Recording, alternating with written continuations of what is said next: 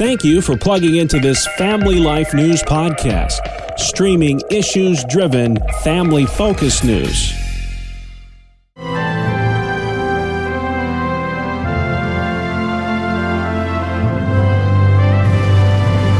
This is Faith Under Fire. Each Thursday on Family Life, we give voice to religious battlegrounds in this nation. I'm your host, Tracy Lynn. With us today, author and survivor advocate, Dee Ann Miller.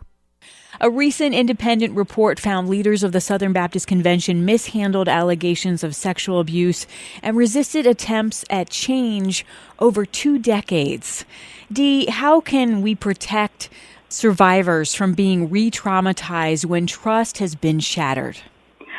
Well, first, you've got to believe that they're telling you the right story. Most people seem to put survivors onto a trial, just really skeptical, not wanting to believe that the majority of survivors are telling the truth. So by listening and assuring them that what they're telling you is confidential at that moment. I appreciate that because it cuts to the heart when someone has gone through a painful experience and then they're not believed or at least even taken seriously. Yes. What sort of damage do you think this report has done to the SBC in terms of public perception? Well, the public perception is very low right now. Only really people that aren't very strong in their cognitive skills are going to think otherwise. And I believe that the SBC is going to have to earn trust not only with the outsiders, but internally. The trust has been destroyed, as it always is in every congregation when these things happen. Yeah. And they're going to have to earn that back.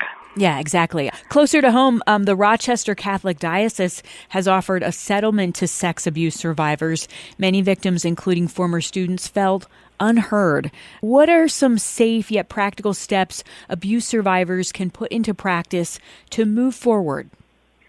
Well, when a survivor comes to me, one of the first things I talk about is idolatry and that to worship the church, and we all have done it at times, is really idolatry.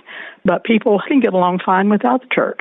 And yet I know that you are a pro-church person. If things are done right, we don't want there to be an abuse of power. Right. And it's really kind of funny because people often ask me, well, do you also work in the church? And I laugh and I say, well, this is the hardest church work I've ever done in my life, but it's also the most rewarding.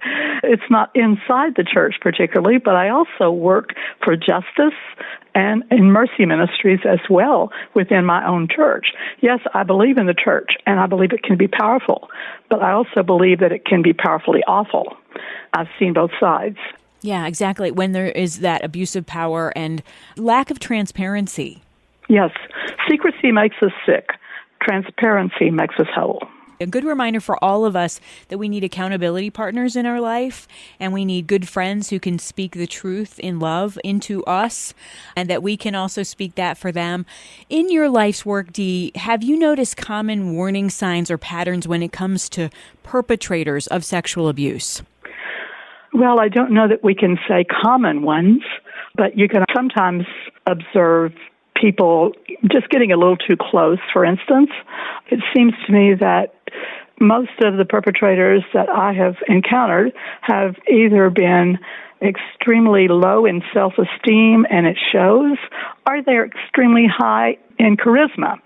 I think it's seeing someone just a little bit off, a little bit odd, and they're in this position. And I am not saying that being a little bit atypical is going to be a problem for all people, but it's also sometimes a red flag because we have a certain persona that should be there for professionals across the board. Good information there.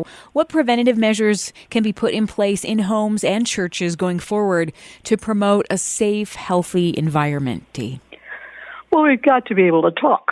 And when we promote secrecy in the church or in our homes on any topics, there's just a real fear of coming forth with the truth. Yeah. You've got lots of information because you have spent so much of your life helping people get through sexual abuse. Where can people go for more information? Well, I have a website, takecourage.org, And there we have information on 3 of the books I've written on this particular topic. I'm essentially a survivor, although I was a psychiatric nurse, and I think I kicked very fast into becoming an advocate as soon as I was assaulted by a colleague. It was overseas where this happened, and we were SBC missionaries. This was at a time when the SBC was not nearly as conservative as it is today. And we were just shocked to find that collusion with abuse is strong and maybe stronger within the church than it is anywhere else in society. That's survivor advocate Dee Ann Miller. I'm Tracy Lynn, Family Life News.